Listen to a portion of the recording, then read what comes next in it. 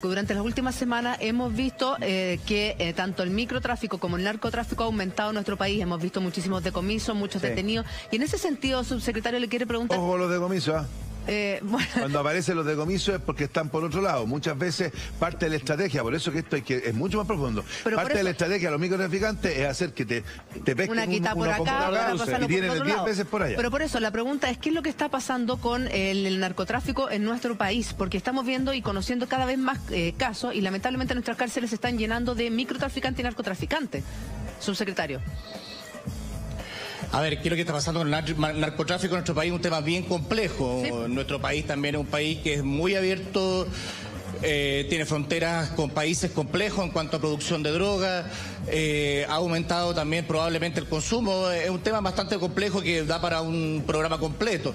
Pero lo que le quiero puntualizar e insistir respecto a estas medidas concretas, yo no quiero decir de que todas las personas tengan que ser beneficiadas con este tipo de medidas alternativas, pero sí son útiles y hay que ir avanzando en incorporar a más personas, sobre todo personas que no han cometido delito previamente, que no tienen antecedentes y que probablemente su incursionar por la cárcel sea peor que el no incursionar por la cárcel. Es que por eso le pregunto. Y entender que no todas las penas tienen que tener como pena asignada la privación de libertad. No es la única fórmula para poder restaurar a las personas. Es que, a eso voy y por eso es la pregunta, porque lo que pasa es que si estamos viendo el caso de México y conocemos todas estas noticias lamentablemente de microtráfico y de narcotráfico, legítimamente muchos ciudadanos chilenos tienen susto, tienen miedo que vayamos por esa senda, que de aquí a 4 años más seamos el próximo México. Ojo que la ley chilena... Por supuesto, pero la fórmula para poder mejorar esto, a mi juicio,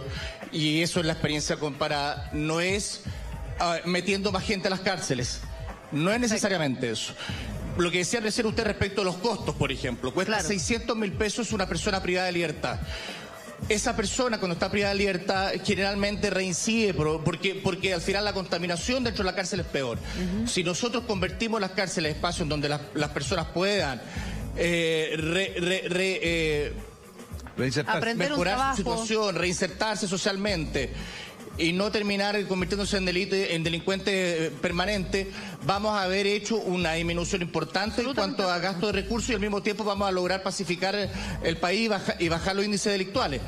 Por lo tanto, es importante que este tema lo veamos desde esa perspectiva. Senador, este es un país que en general tiene índices delictuales relativamente estables y bajos comparativamente hablando. Claro, muy bien. Pero lo que hay que hacer ahora es empezar a mejorar el tema de la reinserción social. Que no existe, que es muy escasa.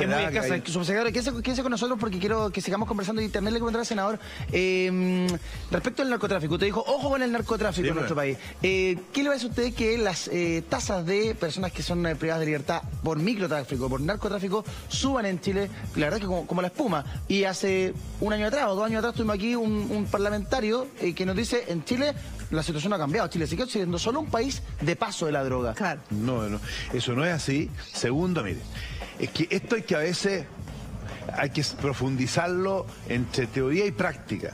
Porque cuando hablan de microtraficantes, muchas veces, y se los digo por experiencia, aparece una señora muy modesta, que se pone a llorar, que no paga el Transantiago y a todos nos da pena. Pero esa viejita tiene un negocio detrás inmenso y lo que hace está matando niños, porque todos terminan en pasta base y el gran problema que Chile tiene hoy día, que no se quiere ver, es que nos está matando la pasta base. Por lo tanto, el microtráfico para mí es un delito grave, gravísimo, y creo que debería tener penas mucho más duras para que esa viejita... o esa señora o ese señor que es tan bueno que lo hace para mantener a sus hijos, sepa que les va a llegar las del Kiko y Caco porque está matando a jóvenes. En ese sentido, senador, se pone en boga, se habla, se discute mucho el tema de la cannabis sativa.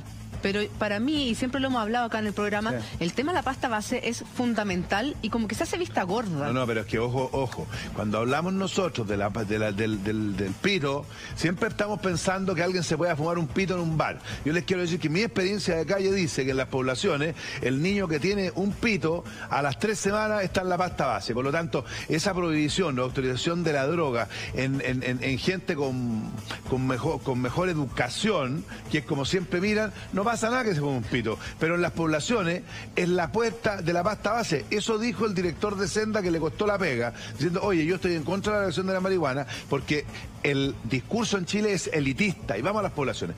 ¿Qué es lo que yo planteo? La teoría que dice el subsecretario está bien. Si el tema es que tenemos que hacer esto en la práctica más integral. Y eso no significa dureza para ciertos delitos que hoy día no son... Ustedes estaban hablando de los portonazos. Claro. Por ejemplo, yo les quiero decir de que cuando tú te robas un auto y tenés todo un enrollo, nosotros somos socios, al final te pillan a ti, ¿no es cierto?, como receptación, no te pasa nada, no te pasa nada. Entonces yo creo que tenemos que de alguna manera dar estas medidas, pero también endurecer otras que sepan que esa viejita amorosa que para mantener a sus niños y sus nietos vende pasta base es un delincuente sumamente peligroso. Ahora, lo que decía Eduardo hace un poco minutos atrás, decía respecto a el punto de que Chile es un país de paso de la droga. Ya no este fin de semana se desbarató un laboratorio que se hacían no solo ácidos, sino también la M-Bomb, que es esa droga bastante peligrosa, son drogas sintéticas. Entonces, quiere decir que tenemos que hacer estudios que muchas veces no nos atrevemos a decir en la prensa, de que pasa que muchas han llegado a Chile gente que vienen como inmigrantes, algunos, y que son, y yo no estoy acusando a los migrantes, pero hay un estudio por ahí que nos quieren mostrar que han llegado un montón de cocineros de coca que en Chile no existían. Claro, pero... O sea, gente que hoy día es capacitada de procesar la coca en Chile, que los chilenos no saben hacerlo. Entonces, ojo que este es un tema sumamente complicado. La idea que está haciendo el subsecretario me parece bien, pero yo creo que tiene que haber un tema integral. Yo le voy a decir lo siguiente: si nosotros logramos que las personas, yo estoy hablando que esto va evitar que vayan a la cárcel, me parece bien, pero también cómo hacemos que trabajamos los que entran a la cárcel, porque eso ya es más delicado y tiene un efecto mucho más positivo. Claro. Sí. Porque aquí estamos, porque veamos quiénes son las personas que están condenadas para un delito que estén limpiando, no sé, las quebradas de Antofagasta. Exacto. Pero Vicky, usted instala un tema, senador, que según lo que les entiendo, ya dejamos de ser un país que antiguamente se conocía como un pasadizo de la droga. O sea, en el fondo, según lo que usted mismo está mencionando, ya también tenemos distintos grupos. Usted menciona ahí algunos casos de personas de fuera de nuestro país, de algunos extranjeros que ya están haciendo la droga acá. O sea, en el fondo tenemos verdaderos laboratorios. Y eso es lo que le quería preguntar justamente al subsecretario, si es que efectivamente podemos hacer una afirmación así. ¿Chile dejó de ser un pasadizo de la droga o de alguna manera ya tenemos casos instalados donde la droga no solamente se comercializa, sino que se produce aquí? A ver, para mí es difícil poder hacer una aseveración sobre si es que este país ya es o no es, o dejó de ser un país pasadizo de droga. Como les decía recientemente, esto es un fenómeno bastante complejo, bastante mundial. Nosotros estamos insertos en Latinoamérica. Tenemos varios países productores que son fronterizos con Chile. Sí. Y esto es un problema del cual no escapa ningún país del mundo. Nosotros tenemos que tener buenas políticas de prevención para efectos de que las personas no caigan en el consumo, pero el tema también de la venta de droga es un tema complejo. Se vincula uno con una situación de narcotráfico, bandas de narcotráfico en donde principalmente hay que apuntar a los cabecillas, a las personas que están arriba dentro de la pirámide de todas estas asociaciones ilícitas, pero también se vincula a situaciones de precariedad, de pobreza, de falta de oportunidades, porque son precisamente estas personas más débiles, más precarias las que se ocupan para hacer los trabajos generalmente más peligrosos. subsecretario. Entonces yo concuerdo con el senador. Efectivamente nosotros tenemos que hacer de la reincidencia un tema sistémico. Pero hay que trabajar fuertemente en las cárceles. Hay un tema súper complicado. Un segundo, respecto de todo lo que dijo el subsecretario, yo estoy de acuerdo con él. Pero no va por la precariedad. Parece ser que hemos Si no, fallado, todos los pobres en Chile serían delincuentes. Subsecretario, senador, No, pero sí le puedo decir, senador, de que la mayoría de las personas que están en las cárceles vienen de la pobreza. Usted no va a encontrar personas, mayoritariamente Vitacura, Las Condes, Los Barnechea, en los recintos penales. Es cosa que nos va a llamar una vuelta, y el 95% son personas de estratos sociales bajos.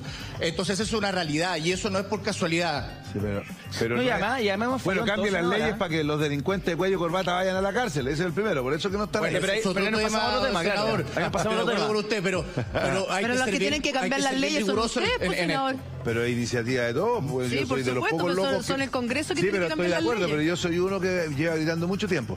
Insisto, la teoría y el camino del subsecretario me parece la correcta. Lo que a mí me preocupa es que esto tiene que ser una cuestión mucho más decidida e integral como país. Mira, llevamos años. Yo fui 20 años alcalde. Estos programas y estas cosas, chicas o grandes, vienen hace mucho tiempo. Los jueces de posibilidad local, esta herramienta la tienen hace 50 años. Pero en el fondo, aquí lo que falta es que nosotros como país, y no es responsabilidad de su secretario porque lo ha hecho muy bien, y lo conozco, es el hecho de que vamos de una vez a enfrentar el tema de la delincuencia en forma integral. Porque es cierto, claro, las personas con más carencias, ¿no es cierto?, tienen más propensión a ser delincuentes, pero no es asociado a la pobreza, sino asociado a otras cosas, que uno de los temas es la pobreza. Si no, todos los pobres en Chile serían delincuentes.